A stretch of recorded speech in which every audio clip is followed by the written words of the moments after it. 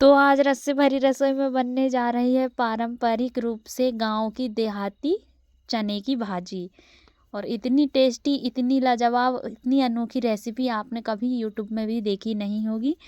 तो यहाँ पर आज आपको वो रेसिपी देखने को मिलेगी। इतनी बढ़िया सुपर टेस्टी मज़ेदार चना की भाजी जो है आज रस्से भरी रसोई आपको बनाकर देगी। तो चलिए हम चना की भाजी को शुरू से बनाना सीखते हैं।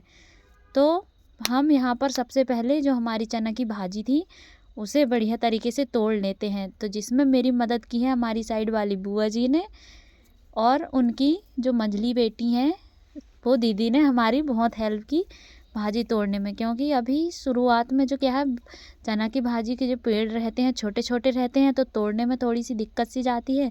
कई बार पेड़ क्या है उखड़ के हाथ में आ जाता है। तो इसीलिए उन्होंने सोची कि चलो इनकी हम मदद कर देते हैं, तो जल्दी से हमारी जो भाजी है टूटकर हो जाएगी। और ये भाजी किसी खेत की नहीं, हमारे घर के पीछे के बाड़ी की है।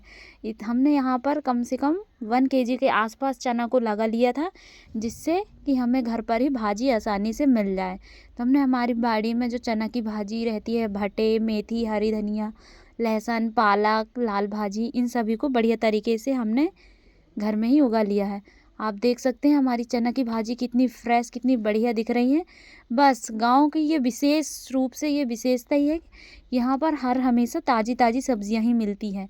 इसीलिए हमने आज फटाफट तीनों ने मिलकर सारी भाजी को तोड़ लिया है। और जब हमारी सारी भाजी टूटकर हो जाती है तो हम चले आते हैं वापस घर। तो हम बनाना शुरू करते हैं चना की भाजी, वो भी विलेज स्टाइल में, गांव के पारंपरिक रूप से।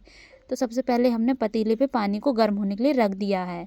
अब दूसरी तैयारी यहाँ पर करते हैं कि हमने लिया है यहाँ पर एक मिट्टी का बर्तन, जिस पे चना की भाजी को रख के भाप में पकाते हैं।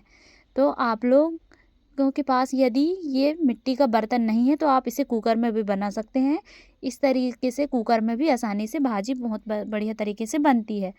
पर जो क्या है, गांव में मिट्टी वाला स्वाद लेना है ना, तो मिट्टी के बर्तन में तो बनाना बनता है, वो भी देहाती स्टाइल में और गांव के पारंपरिक रूप से। तो यहाँ पर मैं सबसे पहले जो क्या है भाजी को अच्छे बढ़िया तरीके से एक इस मिट्टी के बर्तन में रखते जा रही हूँ।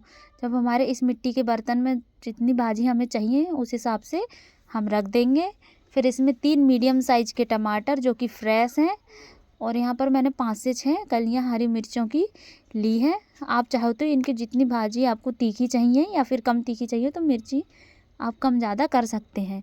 और साथ ही में मैंने यहाँ पर 4-5 जो लहसुन की कलियाँ ली हूँ और 2 इंच अदरक का टुकड़ा। इन सभी को मैं जो चना की भाजी में बढ़िया तरीके से पका लेती हूँ। इससे बहुत ही अमेजिंग और बहुत ही बढ़िया टेस्ट आता है। दोस्तों एक बार ज़रूर ट्राई कीजिएगा इस रेसिपी को। बड़े बड़े ढाबों, बड़े बड़े रेस्टोरेंट की जो महंगी महंगी डिशेस रहती है ना, वो भी फेल हो जाएंगी इस भाजी के आगे। तो हम ऊपर से भी जब ये सारे सामान रख कर हो जाए तो ऊपर से भी भाजी रख के इसे फोल्ड कर देंगे। और फिर हमने मतलब पहले एक बर्तन में पानी को गर्म होने के लिए रख दिए थे ना, उसी के ऊपर इस मिट्टी के बर्तन को जमा देंगे, ताकि आसानी से हमें भाप मिल सके भाजी को पकाने के लिए। जब हम मिट्टी के बर्तन को लगा दें तो इस तरीके से हम उसके आसपास एक गीला कपड़ा बांध देंगे, जिससे क्या होगा कि इसके किनारों से भाप नहीं निकलेगी। और ऊपर से हम इसे किसी बर्तन से ढककर रख देंगे। तो चलिए अब हम जब तक हमारी भाजी पककर तैयार हो रही है तो हम यहाँ पर दूसरी तैयारी कर लेते हैं।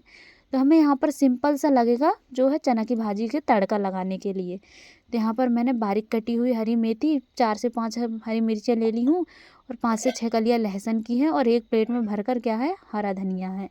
तो इन सभी की तैयारी करते करते हमें क्या हो गया, 10 से 15 मिनट लग गए। उतनी देर में हमारी जो चना की भाजी है बढ़िया तरीके से पक के यहाँ पर तैयार हो चुकी है। तो ये देखिए कितने बढ़िया तरीके से हमारी चना की भाजी जो है पक चुकी है, और इतनी बढ़िया सौंधी सौंधी खुशबू आ रही थी ना दोस्तों कि उसकी तारीफ़ करने के लिए मेरे पास कोई शब्द ही नहीं है। तो जब हमारी भाजी जो है चना की हल्की हल्की ठंडी हो जाए तो हम उसे सिलबट्टे पर इस तरीके से पीस लेंगे, क्योंकि गांव में तो सिलबट्टे पर पिसी हुई सारी चीज़ें बनती हैं। तो यदि आपके पास कोई सिलबट्टा नहीं है या फिर सिलपत्ता नहीं है तो आप इसे मिक्सर जार में भी पीस सकती हैं, पूरे तरीके से ऑप्शनल है। पर मैंने आपके सामने आज विलेज स्टाइल में जो चना की भाजी बनती है उसको लाई हूँ। तो मैं बिल्कुल विलेज के तरीके से ही बनाऊँगी, क्योंकि इस तरीके से जो हमारी पहले दादी मम्मी रहती थी ना वो बनाती थी, क्योंकि उनके समय में तो इतनी सुविधा नहीं थी मिक्सर जार की। हमारे समय में तो सारी सुविधाएं हैं, पर उनके समय की भी आज हम कुछ चीज़ें ट्राई करते हैं। तो मैंने यहाँ पर धीरे धीरे करके सारी भाजी को पीसनी हूँ। इस तरीके से मिक्सर जार में भी आसानी से भाजी जो है चिकनी हो जाती है। तो हमें भाजी को इतना ही पीसना है, यदि आप इससे ज़्यादा पीसना चाहते हो तो पीस भी सकते हैं। तो हमारी सारी भाजी जो पिसकर है तैयार हो चुकी है। जो लास्ट में हमारे बर्तन में जो भाजी से उबला हुआ पानी था ना, उसको मैंने इसी में ऐड कर दी हूँ, क्योंकि हमें उसे बिल्कुल भी फेंकना नहीं है। इससे बहुत बढ़िया टेस्ट आता है हमारी चने की भाजी में। तो हम जिस बर्तन में हमने चना की भाजी को उबाले थे ना, उसी बर्तन में हमें इस भाजी के लिए तड़का लगाना है। तो तड़के के लिए मैंने सबसे पहले यहाँ पर जीरा डाली हूँ, और जीरा के बाद लहसुन। इस तड़के में हमें राई का इस्तेमाल बिल्कुल भी नहीं करना है, क्योंकि राई का इस्तेमाल करने से वो क्या है, सब्जी को थोड़ा सा टेस्ट गड़बड़ा जाता है। तो बिल्कुल दादी नानी के तरीके से बनाएंगे तो सबसे पहले हम इसमें राई, जीरा और हरी मिर्ची का तड़का लगाएंगे। जब हमारी राई, जीरा और हरी मिर्ची अच्छे से भुन जाए तो इसमें हम बारीक कटी हुई हरी मेथी को भी ऐड कर देंगे, और बढ़िया इन सभी को अच्छे तरीके से मिला लेंगे। जब ये भी हल्की हल्की हमारी हरी मेथी जो है पक जाए, तो इसे पकने के बाद हम इसमें ऐड करेंगे भाजी। पर पहले हम इसे कम से कम 30 सेकंड के लिए बढ़िया तरीके से यहाँ पर कुक कर लेते हैं। हमें इन सभी को जलाना भी नहीं है, बस पकाना है अच्छे तरीके से। तो जब हमारी सभी चीज़ें अच्छे से भुन जाए तो हम इसमें जो चना की भाजी लिए थे उसको ऐड कर देंगे, और बढ़िया तरीके से यहाँ पर हम मिला देंगे इस चम्मच की सहायता से। तो आपको इसकी थिकनेस जितनी रखनी है आप उतनी रख सकते हैं। यदि आप इसमें एक्स्ट्रा पानी डालना चाहते हैं तो डाल भी सकते हैं। मुझे चना की भाजी की थिकनेस इतनी पसंद थी, और गांव में इसी तरीके से बनाई जाती है, क्योंकि उसे मक्के की रोटी चावल के साथ दोनों के साथ खाई जाती है। तो गाँव की भाजी इसी तरीके से बनती है। और साथ ही में हम यहाँ पर अपने टेस्ट के अकॉर्डिंग नमक को ऐड कर देंगे। तो नमक डालने के बाद हम इसे अच्छे तरीके से मिला देते हैं, और मिलाने के बाद इसे अब हम पकने देंगे एक उबाल आने तक।